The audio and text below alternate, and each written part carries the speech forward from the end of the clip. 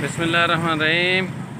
अल्हम्दुलिल्लाह अल्हम्दुलिल्लाह हमारे शहर के अंदर फूल नज़र आना शुरू हो गए हैं, जो कि 6 महीने पहले लगाए थे।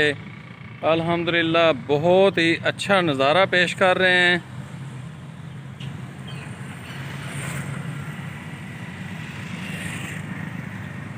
ये देखें जी, कितने प्यारे लग रहे हैं ये फूल।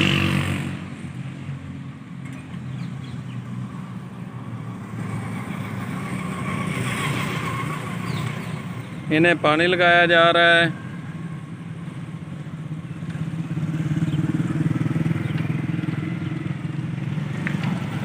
इंशाअल्लाह मैं पाकपतन को फलों और फूलों का शहर बनाऊंगा, अल्लाह के हुक्म से, आप दोस्तों के तामन से।